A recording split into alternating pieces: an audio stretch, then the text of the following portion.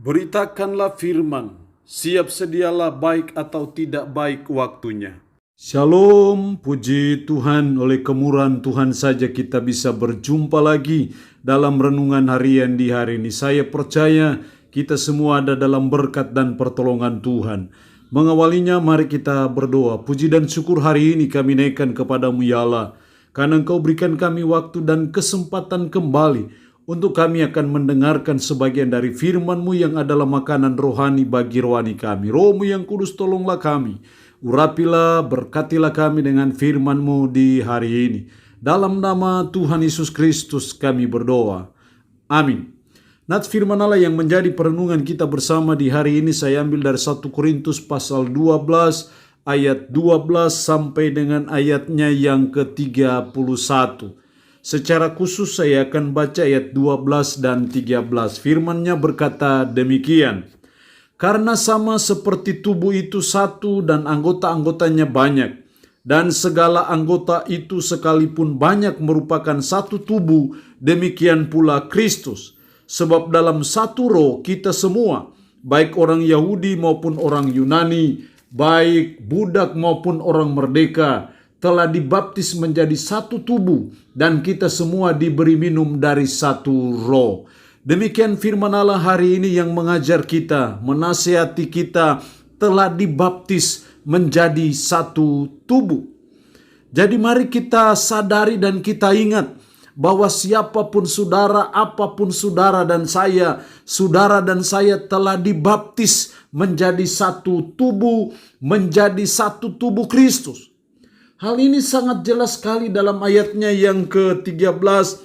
Sebab dalam satu roh kita semua, baik orang Yahudi maupun orang Yunani, baik budak maupun orang merdeka, telah dibaptis menjadi satu tubuh. Kalau saya buat ayat ini dalam konteks kekinian, bahwa kita semua baik orang Yahudi maupun orang Yunani, baik orang budak maupun orang merdeka, baik kita pendatang atau pribumi, baik kita gereja Baptiska, GKIK ataupun kita Pentakosta, ingat telah dibaptis menjadi satu tubuh. Kita adalah one body of Christ. Sekalipun kita punya latar belakang suku yang berbeda, latar belakang ekonomi yang berbeda, tapi kita orang yang sudah beriman kepada Kristus, kita sudah dibaptis menjadi satu tubuh. Sekalipun kita berbeda denominasi gereja, tapi ingat kita semua adalah satu tubuh Kristus. Nah, karena saudara dan saya telah dibaptis menjadi satu tubuh Kristus, maka ada 3 hal yang dituntut dari saudara dan saya berdasarkan 1 Korintus 12 ayat 12 sampai 31. Yang pertama ayat 14 sampai dengan ayat 20. Karena tubuh juga tidak terdiri dari satu anggota, tetapi ada banyak anggota. Andai kata kaki berkata, karena aku bukan tangan, aku tidak termasuk tubuh, jadi benarkah ia tidak termasuk tubuh? Dan andai kata telinga berkata, karena aku bukan mata, aku tidak termasuk tubuh, jadi benarkah ia tidak termasuk tubuh? Andai kata tubuh seluruhnya adalah mata, di manakah pendengaran? Andai kata seluruhnya adalah telinga, di manakah penciuman? Meskipun kita satu tubuh, tapi dalam tubuh itu ada banyak anggota. Karena itu, karena kita adalah banyak anggota, maka yang dituntut dari kita adalah yang pertama, kita harus menghargai perbedaan. Memang kita satu tubuh Kristus, tapi kaki berbeda dengan tangan, tangan berbeda dengan kaki, mata berbeda dengan mulut, mulut berbeda dengan mata.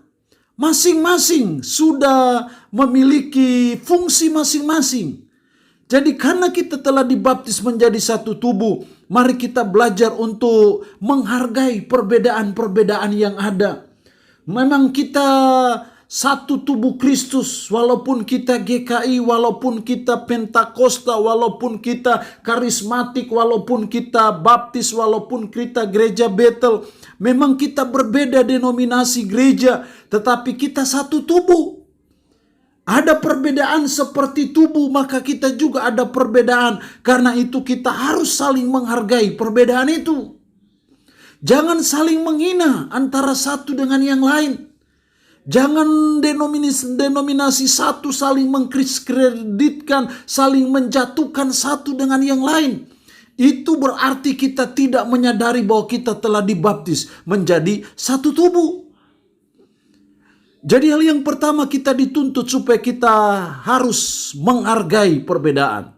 Yang kedua, karena kita telah dibaptis menjadi satu tubuh, yang kedua yang dituntut dari kita dalam ayat 21 sampai 24, jadi mata tidak dapat berkata kepada tangan, aku tidak membutuhkan engkau.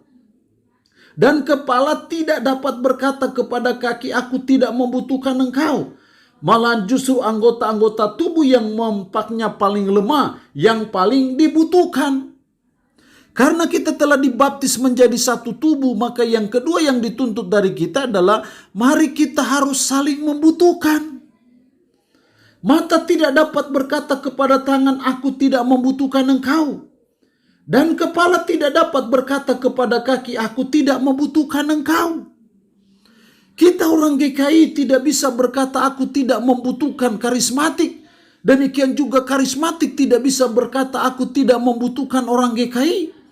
Kita saling membutuhkan satu dengan yang lain karena kita telah dibaptis menjadi satu tubuh.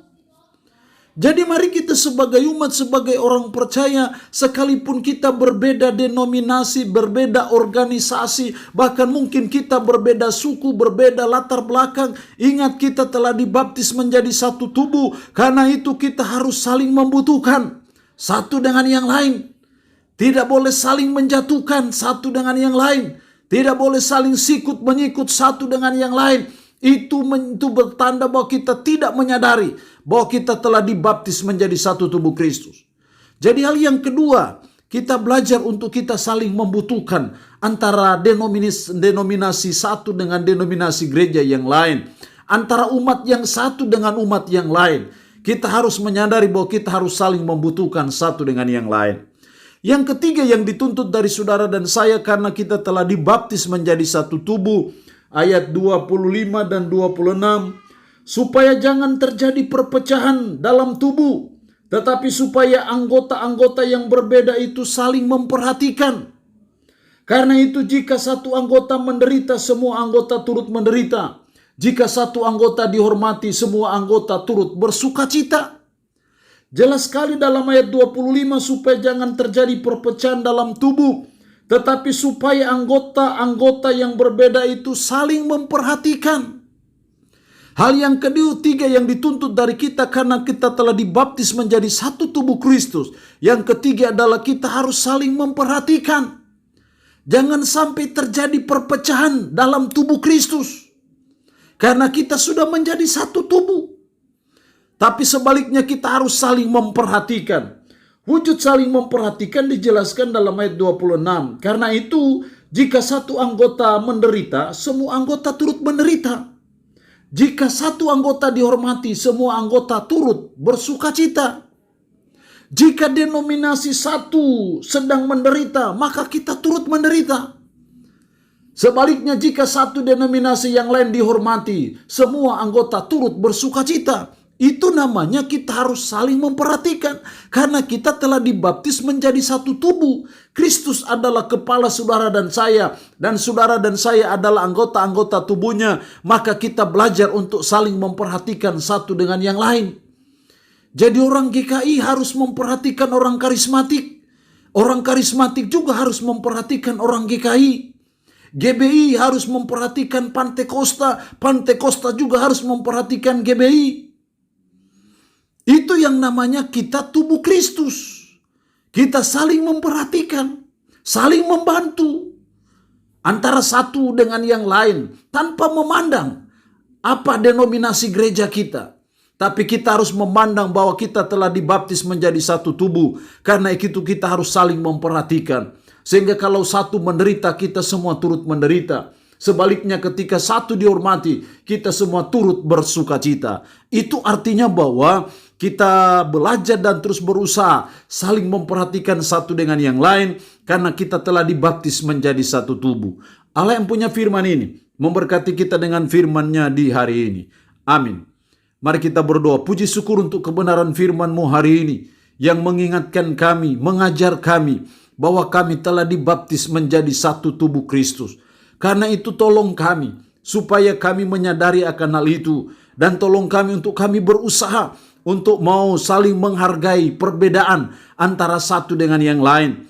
Tolonglah kami supaya kami saling membutuhkan antara satu dengan yang lain, antara denominasi gereja satu dengan denominasi gereja yang lain.